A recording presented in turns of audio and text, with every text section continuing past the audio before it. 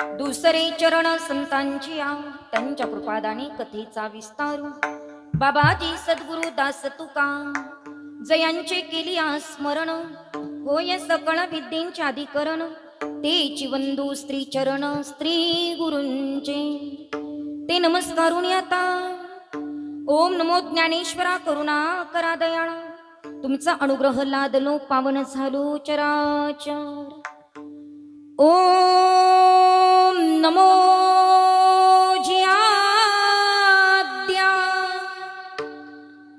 वेद प्रतिपाद्या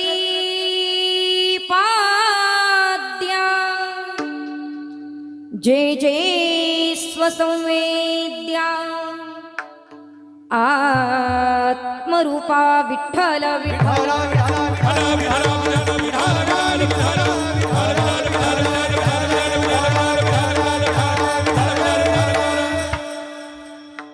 देव जाणता देव जाणता देव जाणता देव जाणता आपुलिया सत्ता एका एकी देव चतुर जाणोनी अंतर वर्तत असे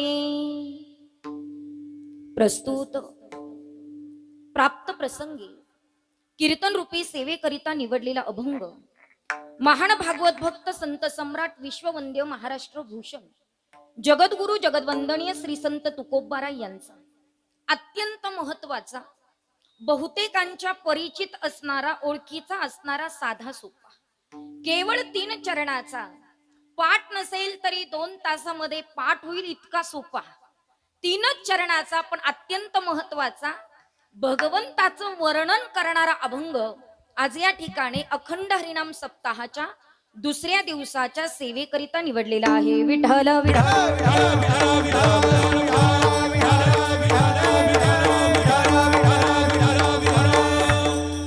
अभंग जगद्गुरु तुकोबारा यांचा आहे अभंग अतिशय सोपा आहे अभंग 3 चरणाचा आहे अभंगामध्ये देवाचं वर्णन जगद्गुरु तुकोबारा यांनी केलेलं आहे बरं तुकोबारा यांनी देवाचं वर्णन करावं कारण तेवढा तुकोबारायांचा अधिकार आहे मी अनेकदा सांगत असते एखाद्याची स्तुती करायची असेल एखाद्याचं वर्णन करायचं असेल एखाद्याला उपदेश करायचा असेल एखाद्याला प्रश्न विचारायचा असेल किंवा एखाद्याची निंदा जरी करायची असेल तरी माणसाकडे तेवढा अधिकार असावा लागतो बघा बरं का निंदा जरी करायची असेल तरी काय पाहिजे अधिकार अधिकाराशिवाय दुसऱ्याला नाव सुद्धा ठेवता येत नाही खरं तर अधिकाराशिवाय कुणाच्या विषयी बोलणं सुद्धा चुकीचं आहे ज्या अर्थी तुकोबाराय देवाचं वर्णन करतात त्या अर्थी तुकोबारायांचा वारकरी संप्रदायामध्ये अधिकार किती मोठा असेल एक बोलू का तुम्हाला जगद्गुरु तुकोबारायांचा अधिकार जर मी सांगायला गेली ना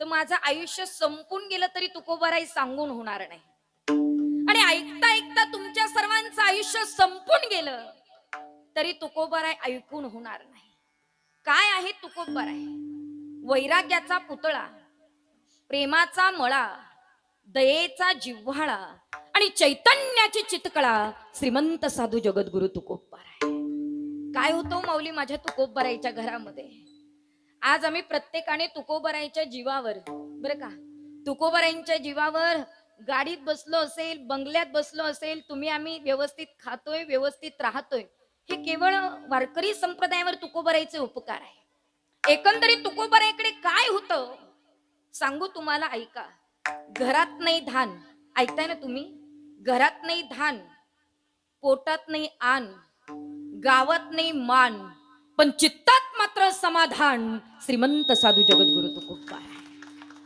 काय होतं तुकोबारायकडे जे होतं ते कसं होतं आई मोडकी खाट बरं का मोडकी खाट फुटका माठ गळक ताट पण शेवटी वैकुंठाची वाट असा ज्यांचा परमार्थाचा थाट श्रीमंत साधू जगद्गुरु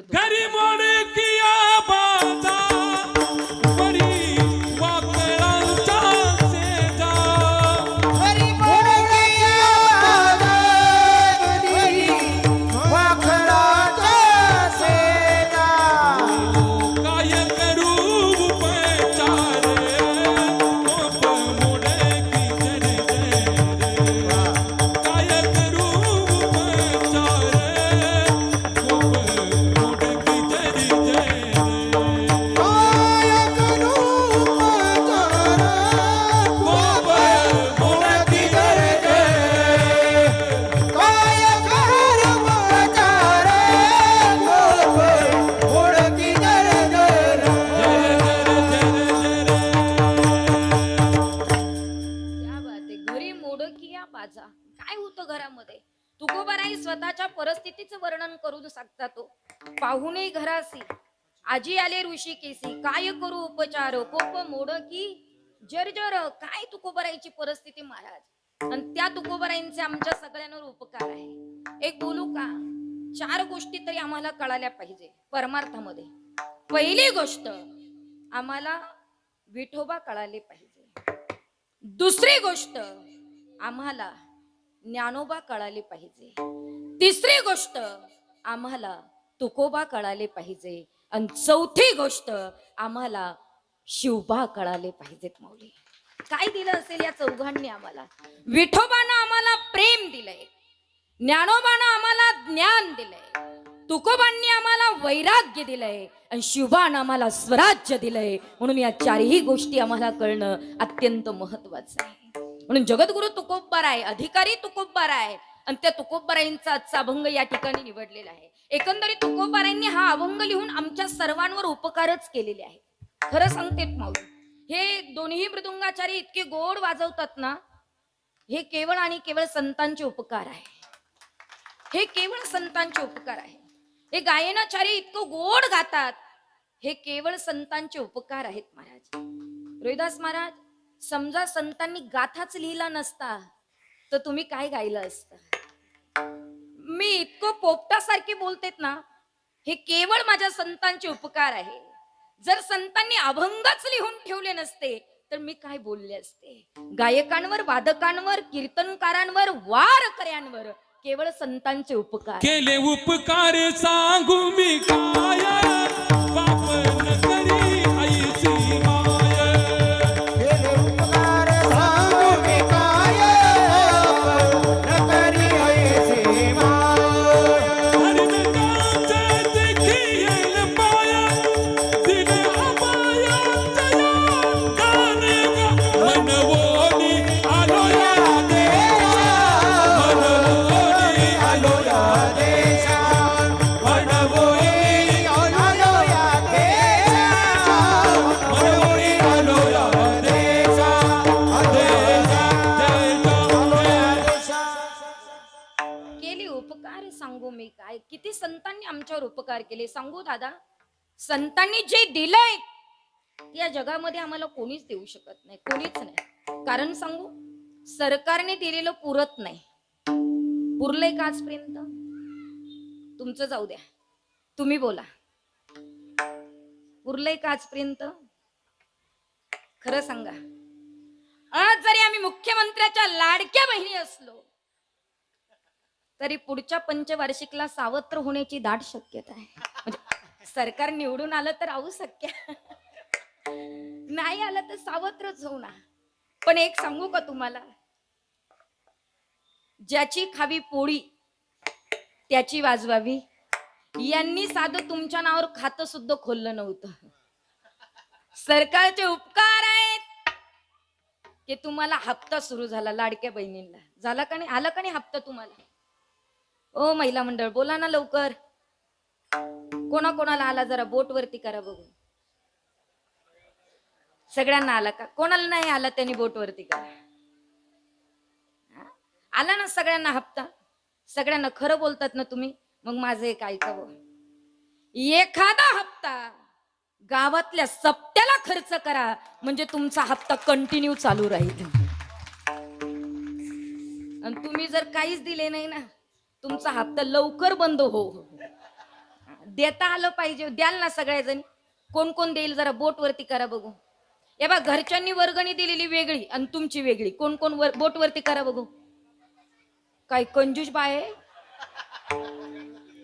वा वा, तिकडं माग तरी बिचाऱ्यांनी वरती बोट. त्या गॉगलवाल्या चांगल्या दिसतंय मला.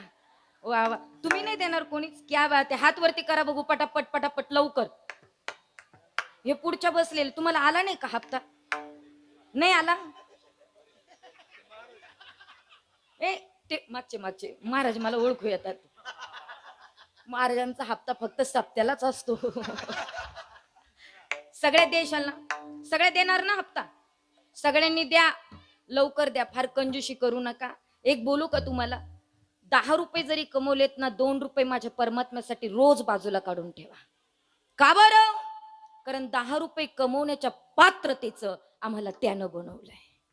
त्याच्यामुळे आम्ही 10 रुपये कमवू शकतो. आणि मी तुम्हाला इतक्या अधिकाराने सांगते रोहिदास महाराज, मी रोज माझ्या जीवनातला वाटा माझ्या निवृत्तीनाथांच्या बाजूला काढून ठेवते दादा, रोज काढून ठेवते. त्याचा परिणाम असा झाला प्रकाश महाराज, विश्वगुरु निवृत्तीनाथांनी मला इतकं श्रीमंत बनवलं की कोणाकडे हात पसरायची गरज सुद्धा कृपादान केले संगती कल्पतेही सरेना, कल्पतेही सरेना, कल्पतेही सरेना.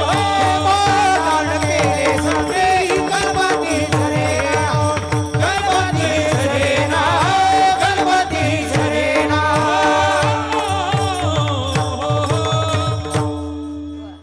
कृपादान केले संती कल्पांतीही सरेना.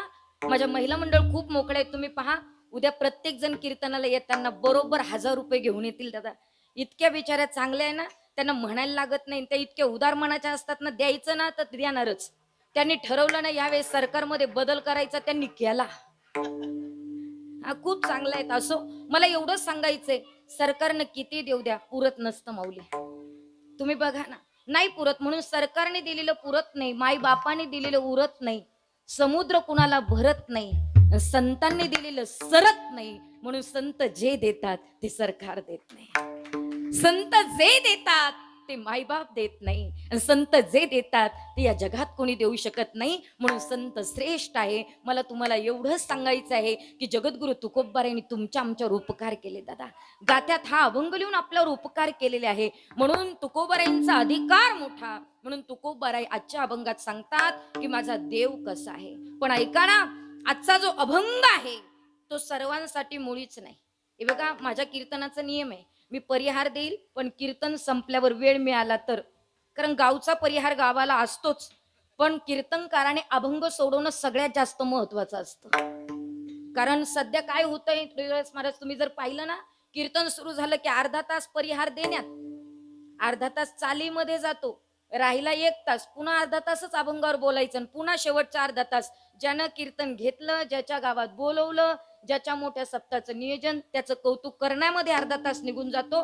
मग अर्धाच तास बोलायला मिळतं. म्हणून कारण माझं कीर्तन घेणारे सुद्धा फार उदार मनाचे परमार्थिक माणसं आहे, ते मला समजून घेतील. पण एक सांगू का, देवानं आपल्याला समजून घेतलं पाहिजे. म्हणून मला ज्या अभंग सोडवण्याकरता तुम्ही सगळ्यांनी इथं बोलवलंय तो परिपूर्णतेने मी सोडवण्याचा प्रयत्न करणार आहेत. म्हणून आपण डायरेक्ट अभंगामध्ये प्रवेश करू. ऐका, आजचा जो अभंग आहे तो सगळ्यांसाठी मुळीच नाही, कुणासाठी आहे आणि कुणासाठी नाही, तो महत्वाचा मुद्दा मांडते. आहे का, पहिला वर्ग आहे जो देवाला जाणत नाही, मानत नाही, त्याच्यासाठी आजचा अभंग मुळीच नाही. दुसरा वर्ग आहे ज्यानं देवाला जाणलंही आणि मानलंही, त्याच्याहीसाठी आजचा अभंग मुळीच नाही. मग कुणासाठी आहे, ज्यानं देवाला अद्याप मानलेलं आहे पण जाणलेलं नाही, त्याच्यासाठी आजचा अभंग आहे. येतंय का लक्षात? पहिला वर्ग जो देवाला जाणत नाही, मानत नाही, त्याला महाराज मुळीच सांगत नाही. त्याला सांगू नये काय फायदा वाई? विचार करा तुम्ही, काय फायदा आहे? जो देवाला जाणतच नाही आणि मानतच नाही, त्याला सांगून काय उपयोग आहे? ज्याला बापच मानायचा नाही त्याला वर्ष श्राद्धाशी काय घेणं? वर्ष श्राद्धाशी घेणं कोणाला दादा? ज्याला बाप मानायचा आहे त्याला. ज्याला देवच मानायचा नाही त्याला काय घेणं? देव कसा आहे कोण आहेत? ऐका ना. आणि जो देवाला जाणत नाही, मानत नाही, त्याला महाराज नास्तिक म्हणतात. नास्तिक, नास्तिकाची व्याख्या बरं, कान जागे ठेवून ऐका, प्रत्येक शब्द तुमच्या फार कामाचा आहे. नास्तिक कोणाला म्हणायचं? स्वतः नास्तिक असून दुसऱ्याचा आस्तिकपणा काढून टाकतो आणि त्याला सुद्धा नास्तिक बनवितो, त्याला जातिवंत नास्तिक म्हणतात. येतंय का लक्षात? टेन्शन घ्यायचं नाही, मी रिपीट करते. स्वतः नास्तिक असून दुसऱ्याचा आस्तिकपणा काढून टाकतो आणि त्याला सुद्धा नास्तिक बनवितो, त्याला जातिवंत नास्तिक म्हणतात. थोडं स्पष्टीकरण देते ऐका. स्वतःही परमार्थ करायचा नाही आणि दुसरं करतं त्याला सुद्धा करू द्यायचा नाही, असे महाराष्ट्रात नास्तिक कमी आहे का? स्वतःही वर्गणी मागायला जायचं नाही आणि दुसरं मागतं त्याला रिकामा आहे असं म्हटल्याशिवाय राहायचं नाही, असे नास्तिक खूप आहेत. स्वतःही परमार्थ करत नाही आणि दुसरं करतं त्याला सुद्धा करू देत नाही. किती नास्तिक येतं तुम्ही पहा ना. आता समजा तुम्ही माझं कीर्तन ऐकलं आणि तुम्हाला वाटलं आजच्या आज ज्याच्या गळ्यात नाही त्यानं माळ घालावी असं वाटलं, म्हणजे शक्यतो वाटत नाही लगेच कीर्तन ऐकल्या पण समजा तुम्हाला वाटलंच आतापर्यंत खूप खाल्लं खूप पिलं, आता गळ्यात माळ टाकली पाहिजे, आषाढ चालू आहे गळ्यात माळ घातली पाहिजे असं तुम्हाला वाटलं समजा, आणि तुम्ही गळ्यात माळ घातली की बरेच नास्तिक तुमच्याकडे पाहतात आणि लोकाला सांगतात करू करू भागला आणि देवपूजेला लागला.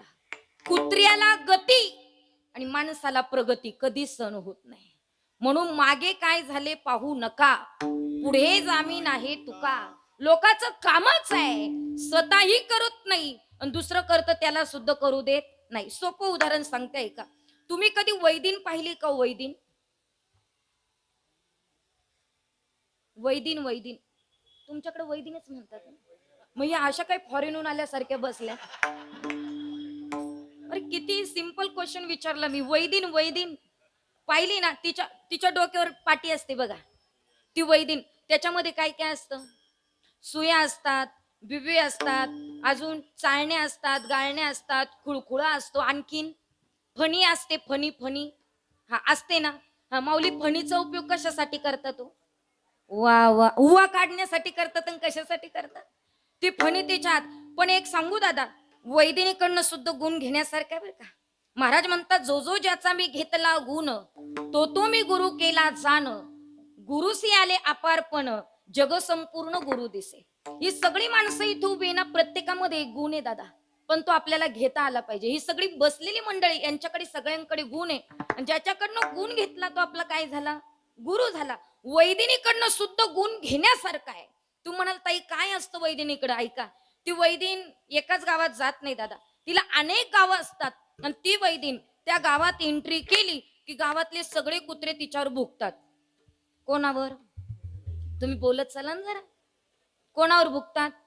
वैदिनीवर. पण वैदिनीकडनं काय गुण घ्यायचा ऐका. वैदिनी ना दादा गावातल्या एकाही कुत्र्याला हाड म्हणत नाही. तिचा एक हात पाठीला असतो आणि एक हात काठीला असतो. ती फक्त मागची काठी हलवते, दुसरं काहीच करत नाही, पुढे चालत राहते. का बरं चालते? तिच्या डोक्यात एकच असतं, अख्ख्या गावातल्या कुत्र्यांना हाड जर म्हणत बसले तर माझा धंदा पुरा व्हायचा. परमार्थ करणाऱ्याने वैदिनी सारखा परमार्थ करा. मागे कोण काय बोलतं याच्याकडे अजिबात लक्ष देऊ नका, तर आमचा परमार्थ पूर्ण होईल. अन्यथा होणार नाहीत महाराज. कारण नास्तिक स्वतःही करत नाही आणि दुसरं करतं त्याला सुद्धा करू देत नाही. हो माऊली, लक्षपूर्वक ऐका. तुम्ही कधी माशी पाहिली का? माशी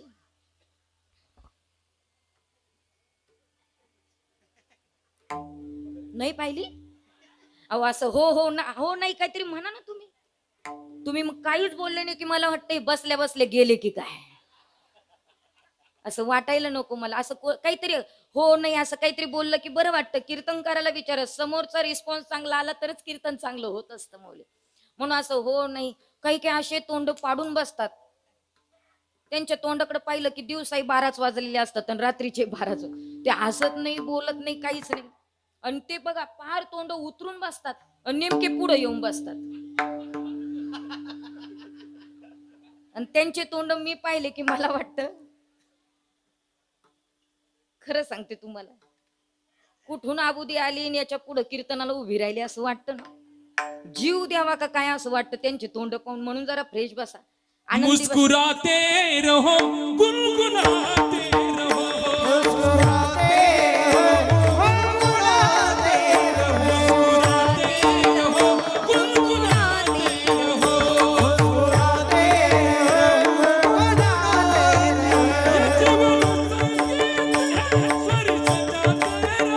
जीवन संगीत है, स्वर सजाते रहो. जीवन संगीत है, स्वर सजाते रहो. जीवन संगीत है, स्वर सजाते रहो. मुस्कुराते रहो, गुनगुनाते रहो. मुस्कुराते रहो, गुनगुनाते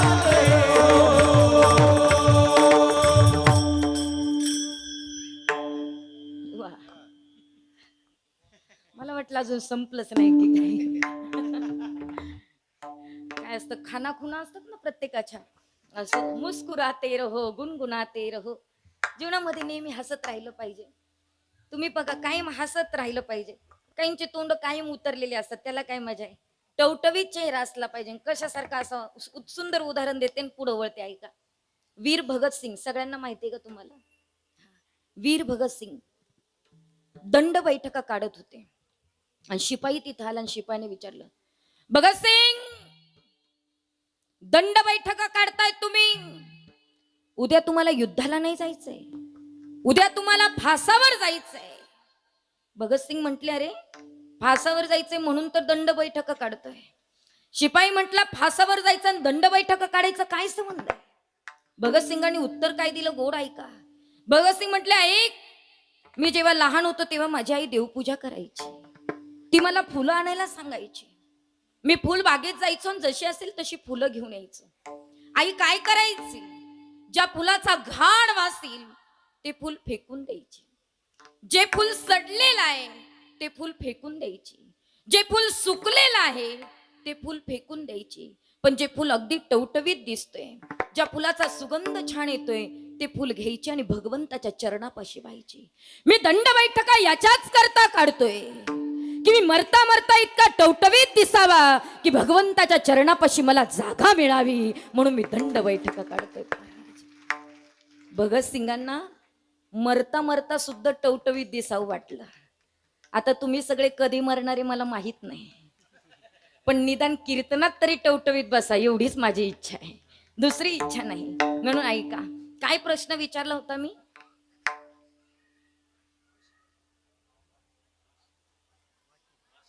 हा वा वा वा, जेवढ्यांनी उत्तर दिलं ना तेवढे जिवंत आहे बरं का.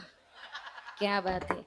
कीर्तन जिवंतपणे ऐकावं, नुसतं डोळ्याने जागा नसावत महाराज, हृदयाने मनाने आणि बुद्धीने जागा असलं पाहिजे.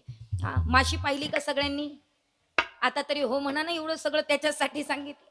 हा पाहिली ना.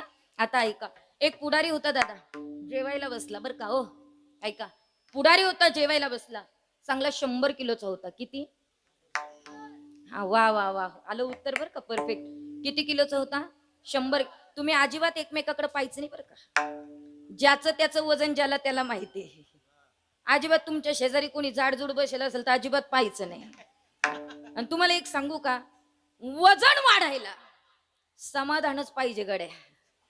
जळक्या माणसाची कुठं वजन वाढतात का? वजन वाढायला काय पाहिजे? समाधान पाहिजे. हा, चांगला 100 किलोचा होता, जेवायला बसला ताई. आणि जेवायला बसल्याच्या नंतर ताट वाढून आलं. त्याचं काय आपल्यासारखं जेवण असतं का? 5 पक्वान्नाचं जेवण. जेवायला बसला, ताट वाढून आलं आणि ताटाच्या भोवती असं पाणी फिरवलं. बरं, ताटाच्या भोवती पाणी का फिरवावं? मुंग्या येऊ नये म्हणून, नाही का? ताटाच्या भोवती पाणी फिरवण्यामागे एकच कारण आहेत महाराज. ज्याच्या घरी जेवायला गेलोत ना, कदाचित ती स्त्री स्वयंपाक बनवताना संकल्प विकल्प वाईट विचार तिच्या मनात येत असेल. जेव्हा आपण ताटाच्या भोवती पाणी फिरवतो त्यातले सगळे वाईट विचार निघून जातात, दूषित विचार निघून जातात आणि त्या अन्नाचं रूपांतर प्रसादात होत असतं. म्हणून शास्त्रकार वर्णन करतात किंवा महाराज म्हणतात, अन्नशास्त्रामध्ये वर्णन आहे, प्रसादस्तु प्रसन्नता. ते वातावरण प्रसन्न व्हावं, त्या अन्नाचं रूपांतर प्रसादात व्हावं म्हणून ताटाच्या भोवती काय फिरवायचं? पाणी फिरवायचं. त्यानं असं ताटाच्या भोवती पाणी फिरवलं. कोणी? क्या बात आहे. तेवढे डोक्यात आहे आपल्या, बाकीचं जाऊ द्या. त्याने पाणी फिरवलं, सगळं जेवण आटपट आटपट आलं. आणि असं म्हणतात दादा की जेवणाच्या शेवटी स्वीट्स खावं, गोड पदार्थ खावा, पचनासाठी उत्तम असतो. आपल्या नशिबात नसले गुलाबजाम तर गुळाचा खडा तरी खावा बरं का, पचनासाठी उत्तम असतो जेवण झाल्याच्या नंतर.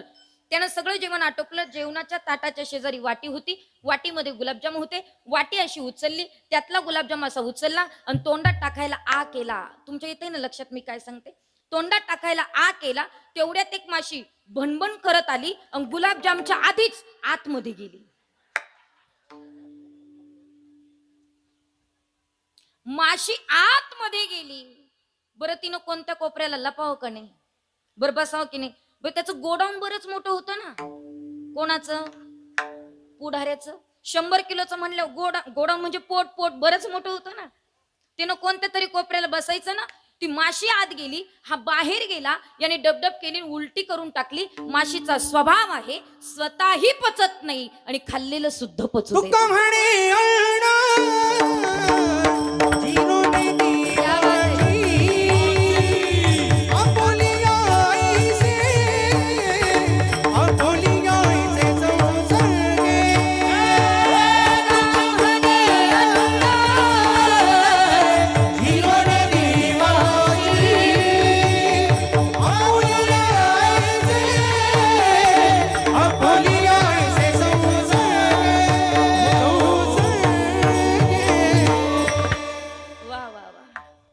प्रमाण आलं म्हणजे माझा दृष्टांत प्रमाण बाह्य नव्हता हे तुमच्या लक्षात येईल. म्हणजे प्रमाणाला धरून बोलत होते मी. तुका म्हणे अन्न जिरोनिधी माशी आपुलिया ऐसे संसर्गे. माशीचा स्वभाव आहे स्वतःही पचत नाही आणि खाल्लेलं सुद्धा पचू देत नाही. नास्तिकाचा स्वभाव आहे स्वतःही परमार्थ करत नाही आणि दुसरं करतं त्याला सुद्धा करू देत नाही. ऐका बरं का, दोघं पती पत्नी होते माऊली. दोघं पती पत्नी आणि दोघांची अॅनिव्हर्सरी होती. अॅनिव्हर्सरी माहितीये तुम्हाला म्हणजे काय? क्या बात आहे, लग्नाचा वाढदिवस. मला विशेष वाटतो लग्न झाल्यापासून कुत्र्या मांजरासारखे भांडतात आणि त्यांची अॅनिव्हर्सरी एवढे भांडतात आणि त्यांची अॅनिव्हर्सरी. बरं जाऊ द्या. खरं तर ही पाश्चात्य देशातली संस्कृती आहेत महाराज. आपल्याकडे बर्थडे आणि अॅनिव्हर्सरी होतच नाही पण तुम्ही करतात, ठीक आहे, हरकत नाही, तुम्ही करतात. माझी तुम्हाला सगळ्यांना एकच विनंती, पटलं तर घ्या, नाही पटलं तर सोडून द्या. तुम्ही प्रत्येक वाढदिवसाला प्रत्येक अॅनिव्हर्सरीला अनेक नातेवाईक अनेक मैत्रिणी अनेक मित्र बोलवतात, त्यांना खाऊ घालतात, त्यांना जेवण देतात, केक त्यांच्यात कापतात. काय देतात हो ते सगळे तुम्हाला? लोकांचा स्वभाव आहे आयतं खायचं आणि हात पुसून नाव ठेवून निघून जायचं. तुम्हाला एक बोलू का मी? एवढं ऐका बघा, तुम्हाला पटलं तर. माझं एवढंच म्हणणं आहे, वाढदिवस मित्रमैत्रिणींमध्ये नातेवाईकांमध्ये साजरा करण्यापेक्षा एखादा वाढदिवस एखाद्या वृद्ध आश्रमात साजरा करा. 100% तुम्हाला आशीर्वाद मिळाल्याशिवाय राहणार नाही. अनाथ आश्रमामध्ये साजरा करा महाराज. ज्यांना दररोज 5 पक्वान्नाचं जेवण आहे त्याला खायला घालून काय उपयोग आहे? करा ना तिथं वाढदिवस एखादा, किती आशीर्वाद मिळतील महाराज. एक तर करूच नाही, करायचं असेल तर असं करावा. पण ऐका, दोघांची अॅनिव्हर्सरी होती. नवरा त्या बायकोला म्हटलं, अगं म्हटले आपली अॅनिव्हर्सरी, तुला काय लागतं ते आजच्या दिवस मागून घे. पत्नी मोठी धार्मिक होती, ती म्हटली, अहो तुम्ही मला जे मागल ते देईल का? बोल तुला काय पाहिजे, साडी माडी काय काय पाहिजे तुला? समजा तुम्हाला असं विचारलं असतं तुम्ही काय काय मागितलं असतं? जरा इमॅजिन करा, कल्पना करा. काय नसतं मागितलं ते विचारा ताई, सगळं मागून. कारण हे कधी म्हणतच नाही मागा, म्हणल्यावर सोडायचं कशाला? हा आपला स्वभाव आहे. त्या पत्नीला विचारलं तुला काय लागतंय ते मागून घे. ती म्हटली मी जे मागेल ते तुम्ही मला द्याल का? म्हटले हो देईल, बोल पटकन तुला काय पाहिजे. तिनं सांगितलं माझी एकच इच्छा आहे, लग्न झाल्यापासून पाहते तुम्ही कुठल्या धार्मिक कार्यक्रमाला गेले नाही. माझी मागणी एवढीच आहे की गावामध्ये सप्ताह बसलाय, एक तरी कीर्तन तुम्ही ऐकावं, याच्या पलीकडे मला काही नको आहेत. विचार करा माऊली, मला तुम्हाला एवढंच सांगायचंय काय मागणी होती तिची. आणि तुम्ही बघा कितीतरी लोक आहेत की आपण काय मागावं किंवा मात्र त्या ठिकाणी देवाकडे का जावं यातला विषय आपल्याला माहित नाही. पण नास्तिकाचा स्वभाव असा असतो, स्वतःही करत नाही आणि दुसऱ्या करतं त्याला सुद्धा करू देत नाही हो. खरं तर मात्र त्या ठिकाणी तो कीर्तनाला गेला. बरं, तिचं ऐकून कीर्तनाला गेला. ऐकताय ना तुम्ही सगळे? तो कधीच कोणाचं ऐकत नाही, पण तिचं ऐकल्याशिवाय काय खरं बोलतात राव तुम्ही. हरकत नाही, ऐकत जा. घरातलं सरकार आहे ते ऐकलंच पाहिजे. देवाला ऐकावं लागलं तुम्ही, आम्ही सर्वसामान्य माणसं आहोत. आणि त्यानं तिचं ऐकलं, कीर्तनाला गेला माऊली. कीर्तनकार आपले कीर्तन करत होते. कीर्तनामध्ये महाराजांनी सांगितलं, बाबा इतका सुंदर देह मिळालात आणि इतका सुंदर जर देह मिळालात ना, तर या देहाला गळ्यामध्ये माळ घातली पाहिजे, कपाळाला गंध लावला पाहिजे, एकदा तरी पंढरपूरला गेलं पाहिजे, चंद्रभागेमध्ये स्नान केलं पाहिजे, एकदा तरी जीवनामध्ये वारी केली. ते महाराज आपलं सांगत होते. तो कधी न कीर्तनाला जाणारा तो असं समोर येऊन बसला, त्यानं सगळं ऐकलं आणि घरी गेल्या गेल्या म्हणलं, ए बघ ऐकलं का, उद्या मला पंढरपूरला जायचंय. ती म्हणली उभ्या आयुष्यात देव कधी नांदले नाही, हे पंढरपूरला जायचं. बरं जाताय ना, जाऊ द्या, अडवू नका. निघालं तर निघून देत जा, अडवायचं नाही. निघालं पंढरपूर. ती म्हणली अहो चाललात ना तुम्ही पंढरपूरला, मग माझा जयहरी माझ्या पांडुरंगाला सांगा. आता ऐका बरं का व्यवस्थित, ज्याचं पंढरपूरला जाणं होत नाही ना वारीला, त्यानं वारकऱ्याकडे निरोप द्यायचा असतो. पण आता वारकरी कुणाला म्हणावं फार मोठा प्रश्न आहे. त्याचे निरसन करते, ऐका. वारकरी कोणाला म्हणायचं मौली? जो बरोबर निवृत्तीनाथांचं प्रस्थान झालं, पालखी बरोबर चालतो, नवे नवे जेव्हा देव झोपतील तेव्हा झोपतो, देव उठतील तेव्हा उठतो, देवा बरोबरच खातो आणि देवा बरोबरच चालतो, त्याला काय म्हणायचं? वारकरी म्हणायचं. पण रथ मागच आणि आणि 4-5 किलोमीटर पुढं जातं आणि भरीत बसतं. त्याला बरेकरी म्हणा, बरेकरी. बरेकरी वेगळा आणि वारकरी वेगळा बरं का. ते बरेकरी इतके बिस्किटचे पुढे गोळा करतात ना, त्यांच्या बॅगी उघडल्या का फक्त बिस्किटच. काय विशेष आहे, बरेकरी व्हायचं नाही, वारकरी. पण मात्र त्या ठिकाणी वारकऱ्याकडे निरोप द्यायचा असतो. ती म्हटली, बघा मी बरेच दिवस झाले पंढरपूरला, चाललात ना तुम्ही माझ्या पांडुरंगाला माझा जय हरी सांगा. तो म्हणला ठीक आहे, हरकत नाही. तो निघाला. बस स्टँड जरा 1-1.5 किलोमीटर होतं, तिथं गेला. पण बस अर्धा तास उशिरा होती आई. बस उशिरा असल्या कारणानं तो बाकड्यावर बसला, बसची वाट पाहू लागला. वाट पाहत असताना तेवढ्यात एक जातिवंत नास्तिक येऊन त्याला भेटला. बरं असे नको तिथंच भेटतात. आपल्याला वाटलं ना सकाळी उठल्या उठल्याचं थोबड दिसू नये, तेच विचारतं राम राम कुठं निघाला. ते असे मांजरी सारखे आडवे जातात बरं का. आणि मग ते कुठं निघालात, हे म्हणलं पंढरपूर. कोणी सांगितलं? रात्री महाराजांचं कीर्तन ऐकलं. महाराज म्हटले चंद्रभागेत स्नान केलं पाहिजे, पंढरपूरला गेलं पाहिजे, गळ्यात माळ घातली पाहिजे, कपाळाला गंध महाराजांनी सांगितलं. अरे महाराज मंडळीचे सांगायचे धंदे, आपण एका कानाने ऐकायचं आणि दुसऱ्या कानानं. तसं करू नका बरं का प्लीज. मी फार तळमळीने बोलते. ते म्हणलं अरे पण महाराजांनी सांगितलं चंद्रभागेत स्नान करायला. अरे एवढ्या लांब कुठं आंघोळीला चालला, तिथंही पाणी इथंही पाणी, तिथं आंघोळ केली का इथं आंघोळ केली का सारखीच. याला ते पटलं आणि निघालं कुठं, घरी. घरी ती तेवर दारातच उभी. ती म्हणली आओ गेले होते ना तुम्ही, गेले. ती म्हणली कुठं. ती म्हटली वारी वारी. हे म्हणलं बरं आहे घरीच, काय करायची वारी. हे कशामुळे घडलं? आस्तिकाला नास्तिक भेटल्यामुळे.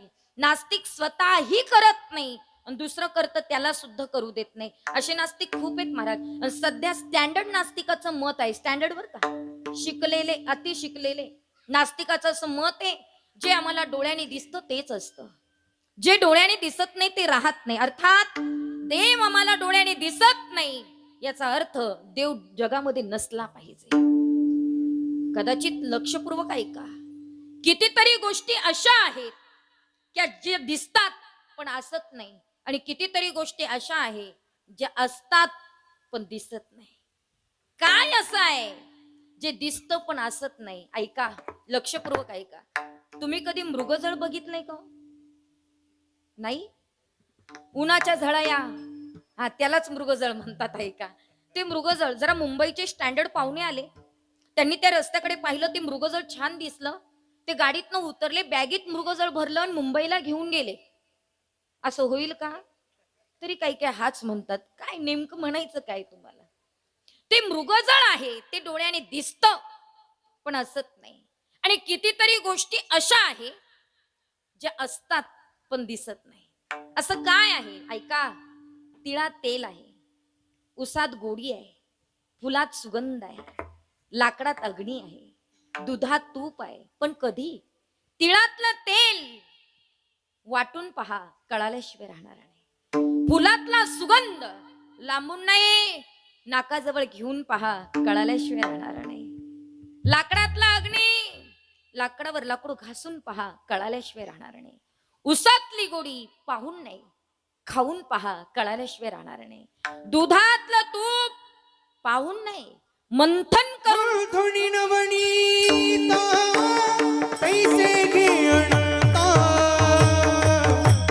धुणी नवनीता पैसे घे अनंता, धुणी नवनीता पैसे घे अनंता,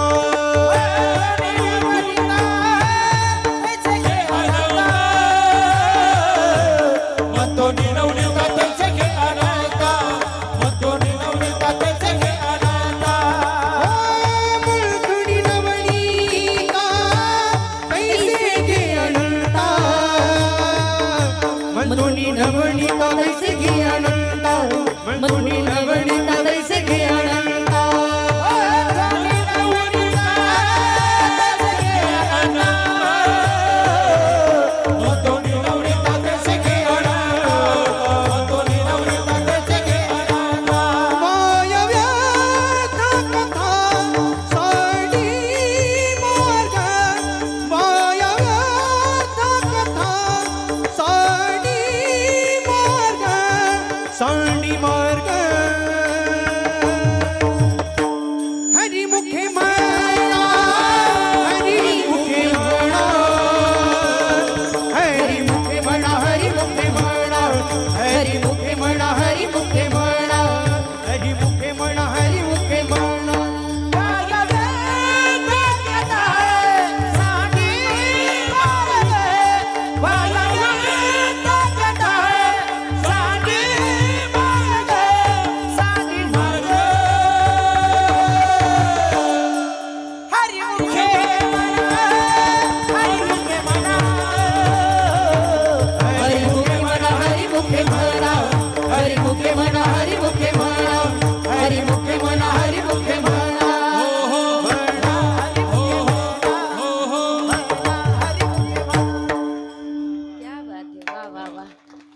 सुरेख हा. मंथोनी नवनीता तैसे घे अनंता. मंथन केलं की दुधातलं तूप कळतं. तशी संतांची संगत केली की देवातला देव कळाल्याशिवाय राहत नाही. पण लक्षात ठेवा, एवढं सांगूनही काही लोक म्हणतात देव नाहीच. ज्या अर्थी दिसत नाही त्या अर्थी नसला पाहिजे. पण ऐका, ज्या अर्थी भिंतीवर चित्र आहे त्या अर्थी चित्रकार असला पाहिजे. ज्या अर्थी मडकं आहे त्या अर्थी कुंभार असला पाहिजे. ज्या अर्थी अलंकार आहे त्या अर्थी सोनार असला पाहिजे. ज्या अर्थी तुम्ही आम्ही आहोत त्या अर्थी त्याला मान्य करावंच देव लागेल. आहे, देव आहे, देव आहे,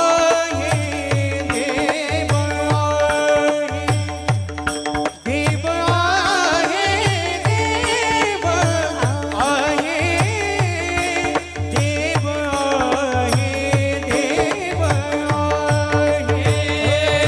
देव आहे, देव आहे. देव आहे,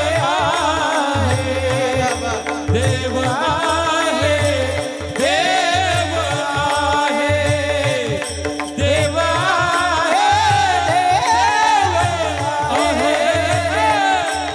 देव आहे, देव आहे, देव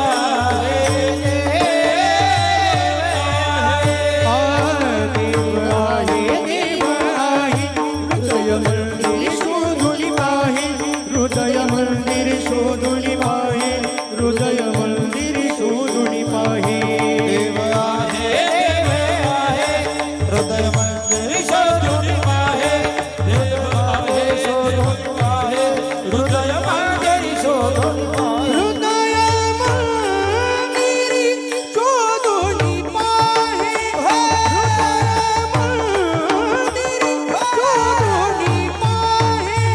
हृदय मंदिर शोधुनी पाहे, हृदय मंदिर शोधुनी पाहे, हृदय मंदिर शोधुनी पाहे.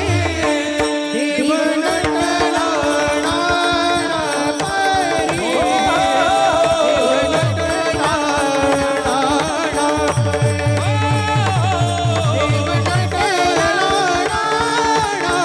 परी, भगोनी मुरला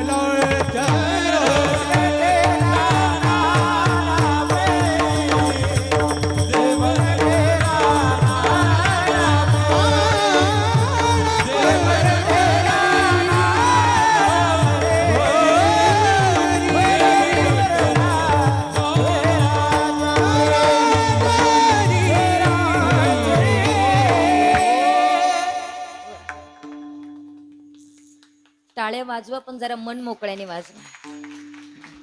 दुसऱ्याचं कौतुक करायला मनच मोठं पाहिजे बरं का. या जगात श्रीमंत कोण आहे दादा? पैसा भरपूर आहे म्हणून त्याला श्रीमंत म्हणू नका. पैशाने किती मोठा असू द्या काहीच उपयोग नाही. माणूस मनाने मोठा असला पाहिजे तेव्हा तो श्रीमंत ठरत असतो. आपल्या लेकराचं कौतुक कोणी करतं पण दुसऱ्याचं लेकराचं कौतुक करायला मन मोठं पाहिजे. असं देव आहे, देव आहे, हृदय मंदिरी शोधुनी पाहे. एवढं सांगितलं तरी देव त्याला मान्य नाहीये. मग अशा वेळेस काय करावं? क्रोधी अविश्वासी त्यासी बोध कैसा, व्यर्थ आपुली वाचा शिनवू नये. क्रोधी आहे, अविश्वासी आहे, त्याला बोध करून काय उपयोग आहे? म्हणून जो देवाला जाणत नाही, मानत नाही, त्याला महाराज सांगत नाही पहिला वर्ग संपला. दुसरा वर्ग आहे जो देवाला जाणतोही आणि मानतोही, त्यालाही महाराज सांगत नाही. महिला मंडळ, ज्या बाईला सगळा स्वयंपाक उत्तम बनवता येतो, सुगरण आहे, आणि तिला जर एखादी म्हटली इकडे तुला पिठलं कसं करायचं शिकवते, जमल का? अरे ती पुरणपोळी छान करते, पिठलं काय घेऊन बसलात? जिला सगळा स्वयंपाक माहित आहे तिला सांगायची गरज नाही. जसं जो देवाला जाणतोही आणि मानतोही त्यालाही महाराज सांगत नाही. मग कुणाला सांगतात? ज्याने अद्याप देवाला मानलेला आहे पण जाणलेला नाही त्याला महाराज सांगतात, ऐक ना माझा देव कसा आहे सांगतो मी, ऐक. तो जाणता, किती जाणता. खर तर कुणालाही जाणतो म्हणून चालत नाहीत मायबाप. या जगामध्ये फक्त दोनच जाणते. उभ्या महाराष्ट्रामध्ये फक्त एकच जाणत आहे आणि उभ्या विश्वामध्ये फक्त एकच जाणत आहे. उभ्या महाराष्ट्रामध्ये जर कोणी जाणत असेल तर माझ्या महाराष्ट्राचा आराध्य देव छत्रपती शिवाजी महाराज त्यांच्या इतकं जाणतं उभ्या महाराष्ट्रात कोणीच नाहीत महाराज. अरे काय होता शिवाजी राजा, नाही केली त्यांनी मजा आणि सुखी केली त्यांनी प्रजा, असा होता माझा शिवाजी राजा. ते छत्रपती शिवाजी महाराज आहेत महाराज. ते जाणते आहेत या जगामध्ये अनेक राजे होऊन गेले असेल महाराज. कोणीतरी राजाने कोणीतरी नटी नाचवली असेल, कोणीतरी तमासगिरी नाचवली असेल, पण उभ्या महाराष्ट्रामध्ये एकच राजा असा होऊन गेला की कोणी तमासगिरी नाचवली नाही, कोणी नटी नाचवली नाही, तर जगद्गुरु तुकोबरायांनी कीर्तन करावं आणि पुढे छत्रपती शिवाजी महाराजांनी मांडी घालून कीर्तन ऐकावं. ते माझे छत्रपती शिवाजी महाराज आहेत महाराज. म्हणून म्हणती शिवाजी माझा जाणता राजा, म्हणून म्हणती शिवाजी माझा जाणता राजा, म्हणून म्हणती शिवाजी माझा जाणता राजा, म्हणून म्हणती शिवाजी माझा जाणता राजा. शिवकाळात नांदत होती सुखाण सारी प्रजा, सुखाण सारी प्रजा. म्हणून म्हणती शिवाजी माझा जाणता राजा, म्हणून म्हणती शिवाजी माझा जाणता राजा. म्हणून म्हणती शिवाजी माझा जाणता राजा, म्हणून म्हणती शिवाजी माझा जाणता राजा. माझी जाऊची पुण्याई कशी आली पळाला, माझी जाऊची पुण्याई कशी आली पळाला. तो बापाचा बाप राजा शिवा जन्मला, तो बापाचा बाप राजा शिवा जन्मला. राजा शिवा जन्मला, तो बापाचा बाप राजा शिवा जन्मला. माझा राजा तो गणपती न्याय धुरंधर त्याची नीती, माझा राजा तो गणपती न्याय धुरंधर त्याची नीती. साऱ्या हिंदुस्थानाचा बाप माझा शोभा छत्रपती, साऱ्या हिंदुस्थानाचा बाप माझा शोभा छत्रपती. सारा हिंदुस्थानचा बाप माझा शिवा छत्रपती, हिंदुस्थानचा बाप माझा शिवा छत्रपती. गिरीशी खरी गिरटा परी, गिरीशी खरी गिरटा परी, लहरी भगवा ध्वजा, लहरी भगवा ध्वजा. उगवला तारा दिवीर हरा गर्दा शिवाजी राजा, उगवला तारा दिवीर हरा गर्दा शिवाजी राजा. उगवला तारा तिमिर हरा शिवाजी राजा, उगवला तारा तिमिर हरा शिवाजी राजा. अंधार फार झाला, अंधार फार झाला, आता दिवा पाहिजे, अंधार फार झाला, आता दिवा पाहिजे. या देशाला जिजाऊचा शिवा पाहिजे, देशाला जिजाऊचा शिवा पाहिजे. या देशाला जिजाऊचा शिवा पाहिजे, या देशाला जिजाऊचा शिवा पाहिजे. या देशाला जिजाऊचा शिवा पाहिजे, या देशाला जिजाऊचा शिवा पाहिजे. देशाला जिजाऊचा शिवा पाहिजे, या देशाला जिजाऊचा शिवा पाहिजे.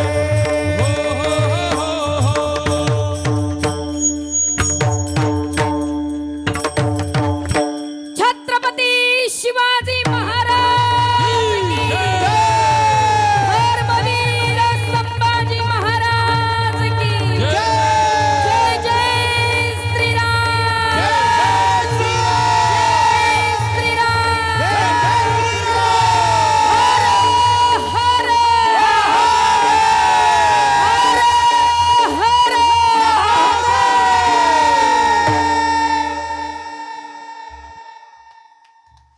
क्या बात आहे. बोहेगावचा सप्ताह पाहून देवाला सुद्धा आनंद वाटला असेल महाराज. गोड नियोजन आहेत. वा वा वा. ते छत्रपती शिवाजी महाराज त्यांना जाणतं म्हणा बरं. एका माणसानं जाणत्या माणसाला मला प्रश्न केला, म्हणले ताई ज्ञानोबराय तुकोबरायांनी इतकं लिहून ठेवलं, मग तुम्ही छत्रपती शिवाजी महाराजांवर का बोलतात? त्याचं कारण सांगतेत महाराज, ऐका. मी म्हणते महाराष्ट्रातल्या तमाम कीर्तनकारांनी किमान 10 मिनिट तरी छत्रपती शिवाजी महाराजांवर बोललंच पाहिजे. का बोलावं? कारण इथं हा धर्ममंडप दिसतोय ना, याला कारण फक्त छत्रपती शिवाजी महाराज आहेत.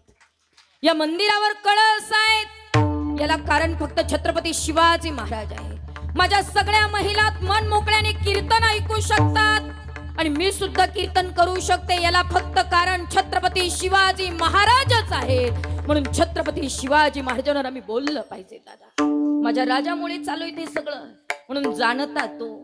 आणि आणखीन जाणतो कोणी सांगू तुम्हाला? आणखीन जाणता फक्त एकच आहे. कोण आहे? उभ्या विश्वाचा मालक. 28 युगापासून पंढरपूर नगरीमध्ये विटेवर पाय ठेवून कटेवर हात ठेवून जो उभा आहे त्याच्या सारखा जाणता उभ्या जगात कोणी नाहीत महाराज. ओ माझा पांडुरंग भगवान परमात्मा किती जाणत आहे सांगू तुम्हाला? इथे पहाटे 4 वाजेपर्यंत कीर्तन केलं ना महाराज तरी माझा देव तुम्हाला कळणार नाही किती जाणत आहे. माझा देव किती जाणत आहे हे कळण्याकरता फक्त पंढरपूरला पायी पायी वारीत जाऊन पहा, मग कळेल तुम्हाला की माझा देव किती जाणत आहेत महाराज. सगळे चालतात पंढरपूरच्या वारीमध्ये, हौशे गौशे नवशे, आई बापाने सोडलेले आई बापाला सोडलेले सगळे चालतात महाराज. सगळेच वारीला येतात असं नाही हो, सगळे चालतात पंढरपूरच्या वारीमध्ये. पण एक बोलू, रिटायर झाल्यानंतर घरचे लवकर जेवायला देत नाही, पण आमच्या पंढरपूरच्या वारीत चलात माऊली.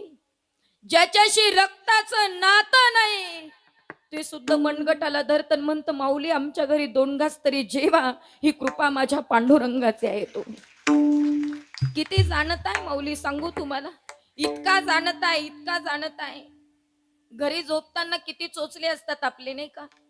मखमली गादी मखमली पांघरून, पण 20वा अर्धा तासाचा असला ना कोणी दगडावर डोकं ठेवून झोपतं, कोण आडी अडचणीत झोपतं, पण कुणाच्या केसाला धक्का लागत नाही. ही कृपा माझ्या पांडुरंगाची आहे. तुम्हाला सांगू, ग्लोबल वारी होती यावर्षी लंडन ते पंढरपूर.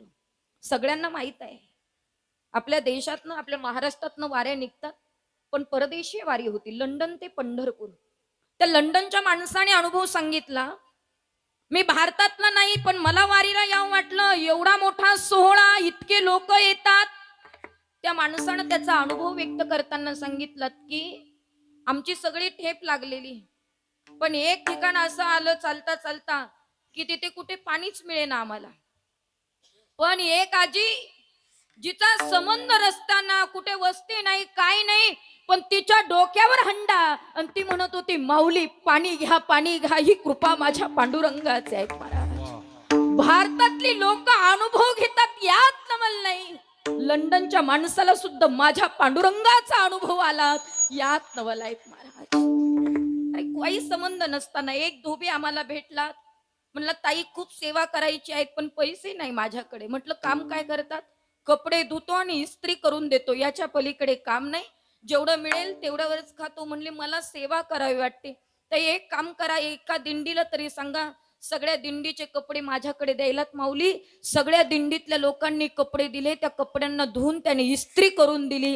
पांडुरंगाच्या स्वरूपात धोबी आला, कारण पावसाने सगळ्या दिंडीतल्या लोकांचे कपडे खराब. निर्वाणी गोविंद असे मागे पुढे,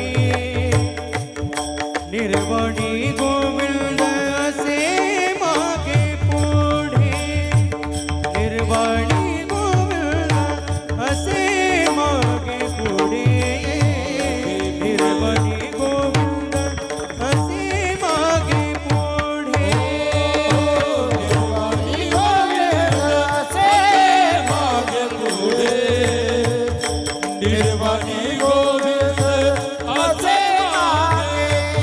मागे पुढे, निर्वाणी गोविंद असे मागे पुढे.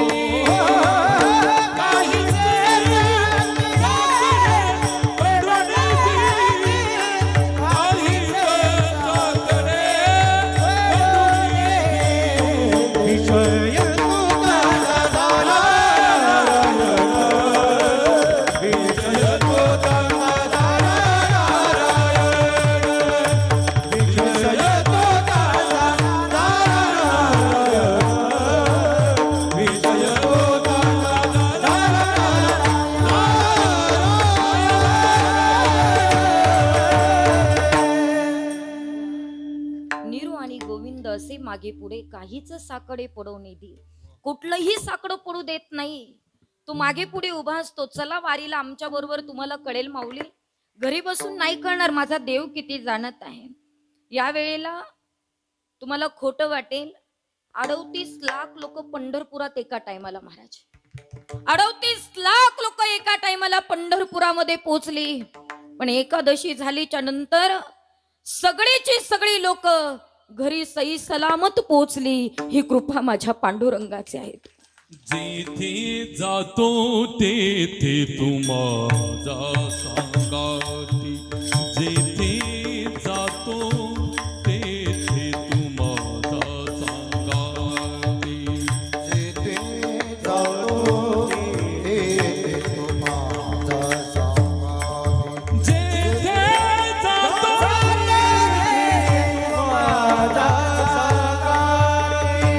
चालवीची हाती धरानिया, चालवीची हाती धरानिया, जेथे जातो तेथे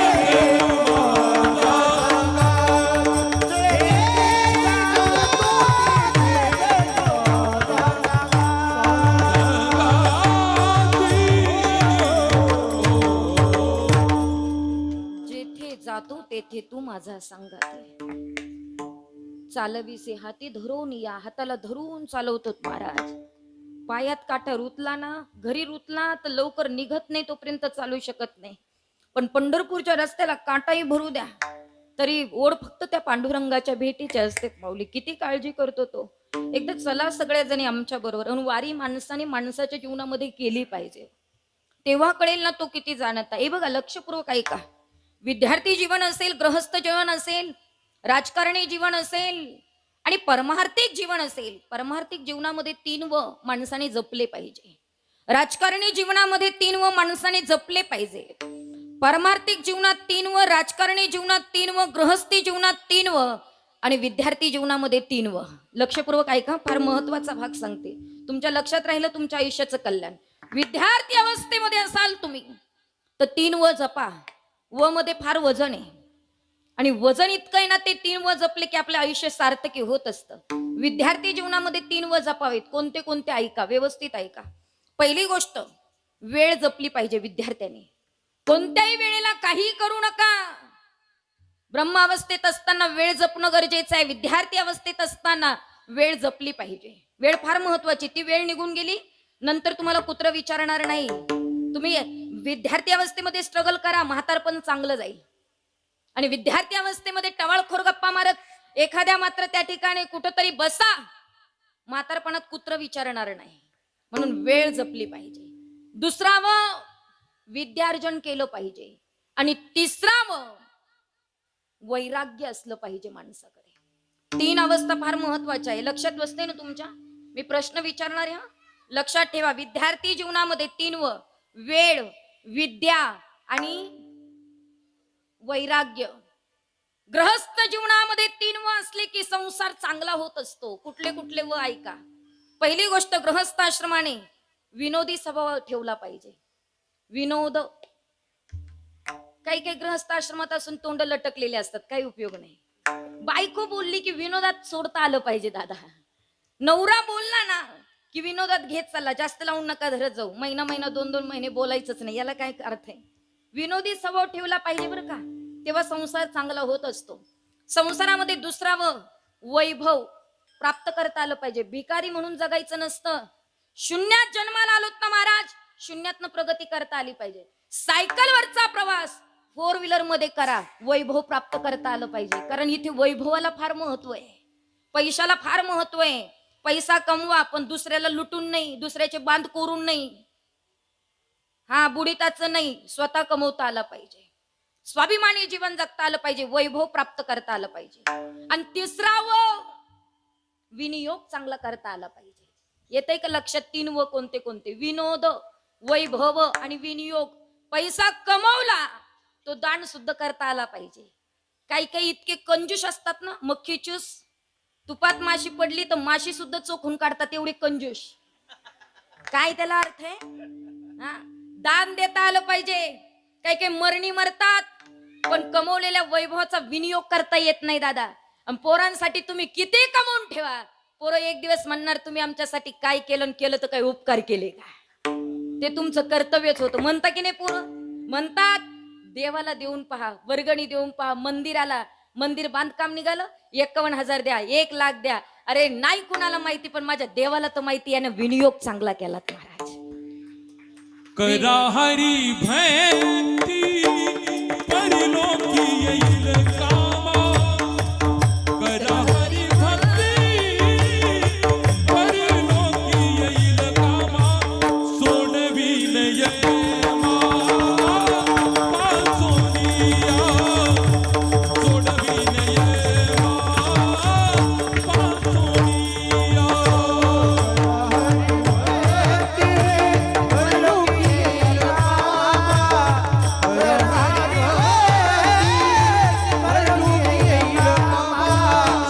पासोनिया.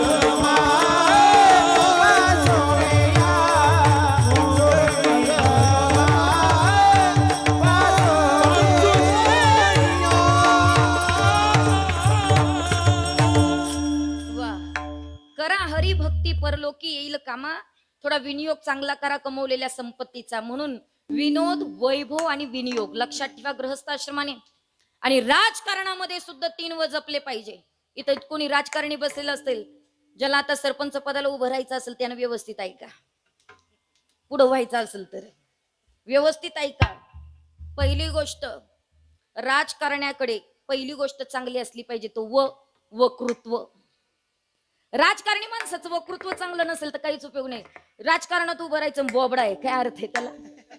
त्याचं भाषण तर चांगलं असलं पाहिजे ना दादा. स्वर्गवासी बाळासाहेब ठाकरे बोलायला लागले की पिन पडेल इतकी शांतता होती महाराज. काय गोड भाषण होती हो. हा?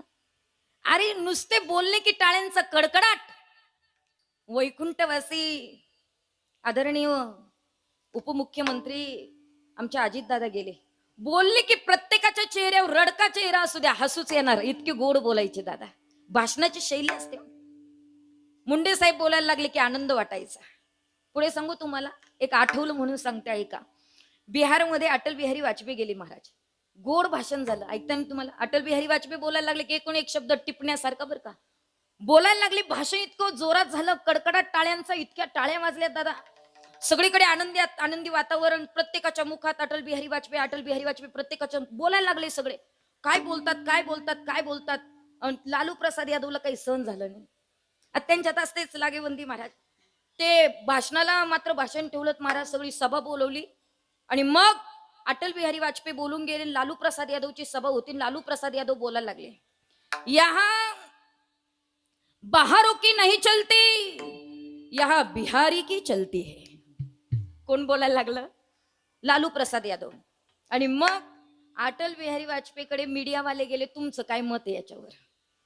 अटल बिहारी वाजपेयी मीडियावाल्यांच्या समोर माईक मध्ये काय बोलले असेल माहितीये का? ऐका, फार महत्वाचं वाक्य आहे. लालू प्रसाद यादवला म्हटले, मैं सिर्फ बिहारी नहीं हूं, मैं अटल बिहारी हूं. अटल बिहारी बोललेत महाराज.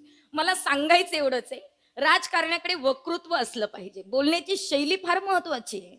वक्तृत्व नसेल तर बोलता येत नाही, बोललं नाही तर निवडून येत नाही. तर तोंड भांडवल गरजेचं असतं. वक्तृत्व राजकारणी माणसाकडे. दुसरी गोष्ट, विकास. त्या निवडून येऊन नुसतं काही खायचं नाही, विकास सुद्धा करता आला. तुम्ही खाण्याच्या बद्दल आपलं मत नाही दादा. तुम्ही खा पण काम तर करा. अर्धा रस्ता खा पण अर्धा तर ध्यानावर करा. विकास करता आला पाहिजे ना. आता लय लोक म्हणतात एखादं कमिशन घेतात, कमिशन घेऊ दे पण काम तर करताय ना, हे महत्वाचं आहे. कामही करायचं नाही, कमिशनही घ्यायचं नाही, खायचं नाही, त्याला काय अर्थ नाही. विकास करता आला पाहिजे. दुसरा विकास. आणि तिसरा विनम्रता. राजकारणी माणसाकडे विनम्रता असली पाहिजे. तुम्ही किती राजकारणी असू द्या पण गावातनं निघाल्यानंतर तुमच्या गाडीची काच खालीच पाहिजे दादा, तर तुमचं राजकारण टिकतं. आणि ते निवडून आलं का काचा पॅक करून आत एसीत बसलं का पुढच्या पंचवार्षिकला त्यानं किती पैसे वाटू द्या निवडून येत नाही येत महाराज. म्हणून विनम्रता. आणि आता मला जो सांगायचं त्याच्याकडे आपल्याला जायचंय. ऐका, परमार्थामध्ये 3 गरजेचे. कोणते कोणते व्यवस्थित ऐका. पहिला परमार्थिक माणसाने कायम वाचन केलं पाहिजे दादा. संतांनी गाथा लिहिलाय ना, वाचला पाहिजे. हरिपाठ वाचला पाहिजे, काकडा वाचला पाहिजे. वाचा ना, पाठ नाही वाचा, पाठ होईल पण वाचन असलं पाहिजे. तुम्ही बघा, ज्याचं वाचन नाही, गायन किती चांगलं असू द्या, पाठ जर नसेल ना तो गायक टिकू शकत नाही महाराज. आणि आता लोक वक्त्यापेक्षा गायकापेक्षा जास्त हुशार झाले. म्हणून वाचन आपल्या जीवनात असलं पाहिजे. म्हणून वाचन. दुसरावं व्रत आपल्या जीवनात असले पाहिजे. निदान सोमवार एकादशी तर केलं पाहिजे आपण. आणि तिसरावं वजनदार वारी आपण आपल्या जीवनात केली पाहिजे. हे 3 व सांभाळले का आपला परमार्थ झालाच महाराज. म्हणून वारी जीवनामध्ये करा. आता तुमच्या किती लक्षात राहिलं ते पाहून म्हणजे मला अभंगाच्या पहिल्या चरणाकडे जायचं आहे. ऐका, पहिला विद्यार्थी जीवनामध्ये 3 व सांभाळले पाहिजे. कोणते कोणते? झोपले काय? वेळ, विद्या. वा, क्या बात आहे. एकदा टाळी वाजवा ज्यांनी उत्तर दिलं त्यांच्यासाठी. वा वा वा.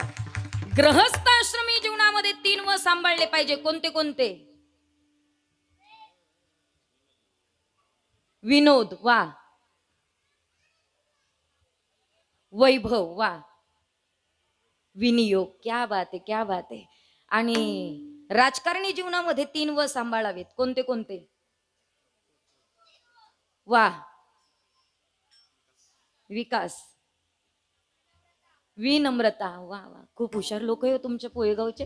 बरं वाटलं, पोरं सुद्धा हुशार आहे. आणि परमार्थिक जीवनामध्ये 3 व सांभाळले पाहिजे. कोणते कोणते? वाचन, व्रत, वारी. पुढच्या वर्षी 100% याल ना सगळ्या? वा वा. नुसतं लक्षात नाही, आचरणात सुद्धा आणायचं. म्हणून वारी सांभाळली पाहिजे. सगळ्या पोहेगावकरांकरता एकदा तुम्हीच तुमच्या करता टाळी वाजवा. इतके गोड आहे महाराज. कीर्तन झाल्यानंतर तुम्ही किती काय म्हणतात मला माहित नाही, पण माझ्या कीर्तनाची ही पावती आहे. प्रत्येकाच्या लक्षात राहणं म्हणजे कीर्तनकाराची पावती महाराज. दुसरं काय लागतं कीर्तनकाराला? आणि फक्त ऐकून सोडून देऊ नका, लक्षात ठेवू नका, ते आचरणात आणा. म्हणून वारी करा. वारी केली की मग कळेल की माझा देव किती जाणत आहे, त्याशिवाय कळणार नाही. मग किती जाणताय? एकट्याची सत्ता सगळ्या जगावर चालते हो. त्याच्या सत्तेशिवाय इथं काय होत नाही. ज्ञानोबाराय म्हणतात, म्या बोलविल्या वेदू बोले, म्या चालविल्या सूर्य चाले, म्या हलविल्या प्राणू हले, जे जगाते चाले. वृक्षाची ये पाने आनंदाची सत्ता. वृक्षाची वाडे आणि झाडाची साथ. राहिली अहंकार मग कोठे देखवी. एक नारायण, एक हरी, एक हरी, एक नारायण नारायण नारायण. क्या बात आहे. वा वा वा. काय गोड आवाज आहे आबांचा. वृक्षाचे पाने हले, ज्या खरंच त्याच्या सत्तेने हलतात महाराज. आता काय सांगू, नाशिक मधून आम्ही त्र्यंबकहून निघालो ना वारीला, तेव्हा पाऊस सुरू होता. रस्त्याने चाललो का पाऊस पडायचा. पाऊस पडला की कपडे ओले व्हायचे, सगळे वाईट कपडे ओले. आणि कपडे ओले झाले की थोडं चालायला अडचण द्यायचं. पण बरोबर जास्त ओले चिंब कपडे झाले का त्याच्या मनात आलं का तो हळूवार वारा सोडायचा, बरोबर कपडे सुकून जायचे. म्हणून वृक्षाचे पाने हले ज्याची सत्ता. त्यानं ठरवलंच तसंच होतं. चाले हे शरीर कुणाचे सत्ते, कोण बोलवितो हरिविन. तुझी या सत्तेने वेदासी बोलणे, सूर्यासी चालणे तुझी या बळे. सूर्य सुद्धा चालतो कुणाच्या बळावर? त्याच्या. आपल्या सगळ्यांच्या ताब्यात असताना तर लोक इतके डेंजर आहे, जोपर्यंत झोपा होत नाही तोपर्यंत लावून धरला असता. बरं तरी आपल्या ताब्यात नाही. तसंच आहे महाराज, सगळं त्याच्या ताब्यात आहे. सगळ्या जगावर त्याची एकट्याची सत्ता आहे, कारण तो जाणता आहे. हे महाराज अभंगाच्या प्रथम चरणात. देव जानता, देव जानता, देव जानता, देव जानता, देव जानता, देव जानता, क्या बात है. देव जानता, देव जानता. देव देव देव देव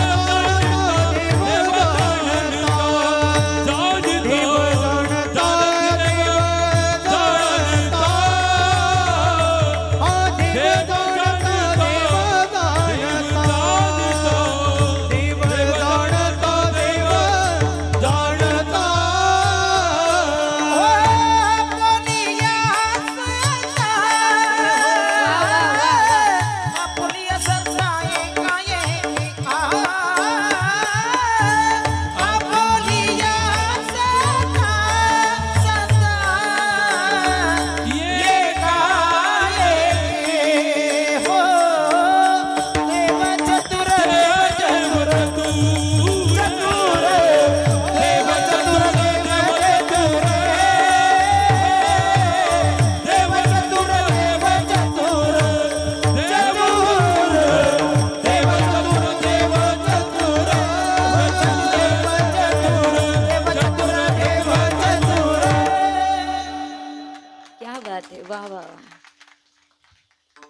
प्रकाश महाराजांचं गायन गोड येत नाही का?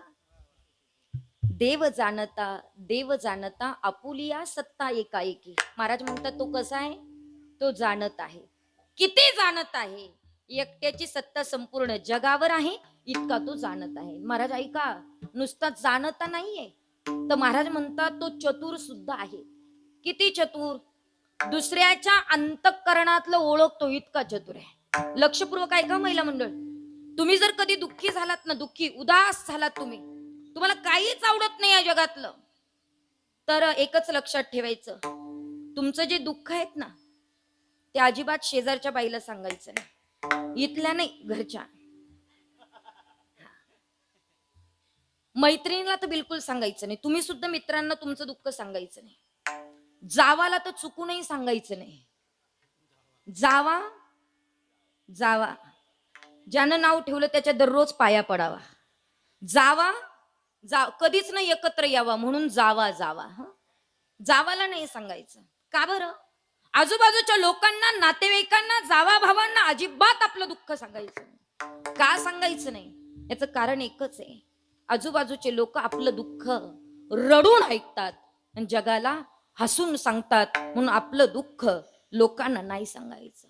तुम्हाला वाटलंच कधी तुमचं दुःख कुणाच्या जरी जवळ व्यक्त करावं, तर सरळ गावातल्या मंदिरात यायचं आणि माझ्या पांडुरंगाला, माझ्या भोलेनाथाला, माझ्या बजरंग बलीला सगळं दुःख त्याला सांगायचं माऊली, कारण तो निरसन करणार आहे. देवा सांगू सुख दुःख, देव निवारील भूक. या जगामध्ये आपल्याला दुःखापासून वेगळं करणारा या जगात फक्त एकच आहे, तो म्हणजे देव आहे. अजिबात लोकांना सांगायच्या भानगडीत पडू नका, कुणालाच सांगू नका. याच्याही पुढचं बोलू का दादा? माझ्या देवाला तुमचं दुःख सांगायची सुद्धा गरज नाही. न सांगता तुम्हा कळो येते अंतर, हो विश्वे विश्वंभर परिहरती नगे, विश्वे विश्वंभर परिहरती नगे.